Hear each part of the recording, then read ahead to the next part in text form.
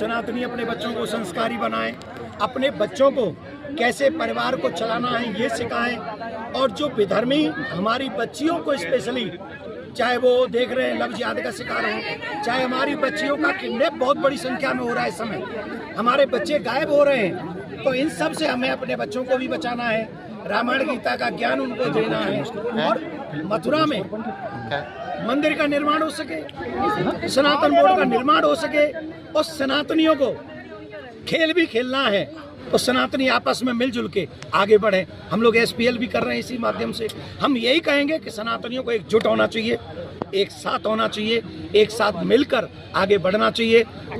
सनातनियों के बच्चे अगर धर्म को जानेंगे तो कोई भी पत्नी अपने पति को नहीं मारेगी, कोई भी पति अपनी पत्नी को नहीं जिंदा जलाएगा। ये लैक ऑफ रिलीजियस नॉलेज है जिसके कारण हमारे परिवार बिखर रहे हैं, तो हमें इन सब के लिए जागरूक होना है, अपने ग्रंथों को पढ़ना है, अपने ग्रंथों को अपने बच्चों तक पहुंचाना है, तभी हमारे घर बचेंगे। एक और बात, इस देश को बचाना है, सनातन को बचाना है, आने वाली पीढ़ी को बचाना है, तो इसके लिए जब तक जनसंख्या नियंत्रण कानून न हो जाए, हर सनातनी के घर में 4-4 बच्चे होने चाहिए, ऐसा भी हमने यहाँ पर कहा है। फिल्म एक घूसखोर पंडित के नाम से जिसका विरोध भी हो रहा है, ये सनातन धर्म को बदनाम करने की प्लानिंग है, सनातन में अश्रद्धा लोगों की उत्पन्न हो। पंडित जी क्या करते हैं मंदिर में? तो पंडित जी कथा करते हैं, तो पंडित जी प्रचार करते हैं, तो पंडित जी संत महात्मा भक्त ये क्या करते हैं? ये धर्म का प्रचार करते हैं। तो जब पंडित को बदनाम करेंगे, घूसखोर करेंगे, महात्मा को मर्डर करने वाला दिखाएंगे, भगत जी को पाखंडी कहेंगे, फिर क्या होगा? जो युवा पीढ़ी है वो हमारे धर्म से हटेगी, तो फिर कहाँ जाएगी? फिर वो लव जिहाद का शिकार आसानी से हो सकती है, फिर वो उसका धर्म परिवर्तन आसानी से हो जाएगा। ये सोची समझी रणनीति है।